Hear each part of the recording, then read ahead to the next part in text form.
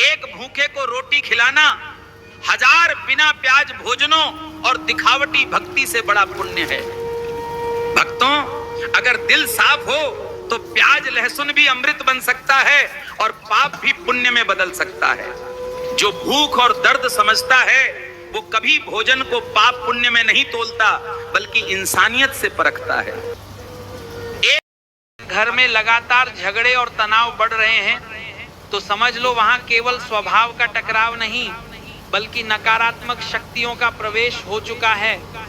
गरुड़ पुराण में साफ लिखा है, जहां देवी देवताओं का स्मरण बंद हो जाता है, जहां मंदिर गंदा पड़ा रहता है, जहां दीपक नहीं जलते, वहां पितरों की अशांति और राक्षसी शक्तियां घर में कलह पैदा करती हैं।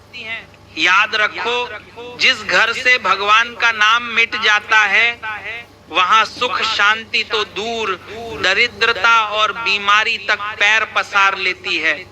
इसीलिए रोज भगवान का नाम लो, घर को पवित्र रखो, दीपक जलाओ, वरना समझ लो झगड़े और दुहक तुम्हारी नियति बन जाएंगे।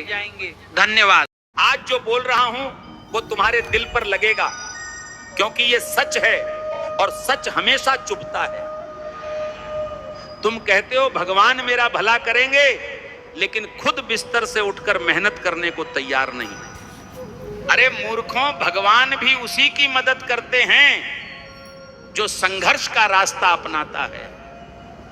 जो खेत में बीज नहीं बोता उसे फसल कहां से मिलेगी। मंदिर में घंटों माला फेरते हो, पर घर आकर झूठ छल और कपट से बाज नहीं आते। याद रखो, रावण भी शिव का बड़ा भक्त था, लेकिन गंदे कर्मों ने उसका विनाश लिख दिया। सनातन धर्म ने सिखाया है कर्म पहले पूजन बाद में, लेकिन तुमने उल्टा कर दिया, कर्म छोड़ा चमत्कार पकड़ा। भगवान से मत कहो मेरा रास्ता आसान कर दो, भगवान से कहो मुझे कठिन रास्ता पार करने जी लो।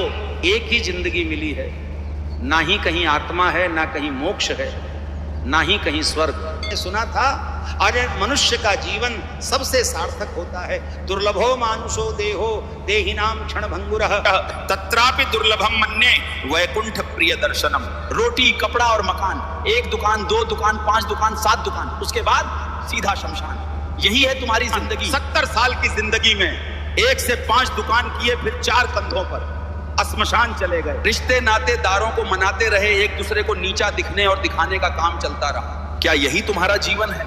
इसी के लिए दुनिया में आए थे? मनुष्य के जीवन को इसीलिए सार्थक बोला गया है। राम और रावण में क्या भेद था? रावण कहता था जगत में जो वस्तु सर्वाधिक सुंदर है वो मुझे प्राप्त हो, किंतु राम कहते थे पार, मेरे पास जो है वही सर्वश्रेष्ठ और सुंदर है।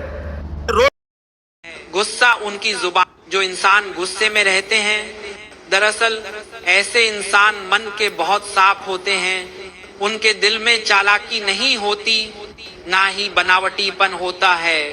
गुस्सा उनकी जुबान पर जरूर होता है, पर उनके दिल में सच्चाई और अपनापन छुपा होता है। याद रखना, गुस्से वाला इंसान बुरा नहीं होता, बल्कि वो सबसे सीधा और सबसे सच्चा इंसान होता है। धन्यवाद।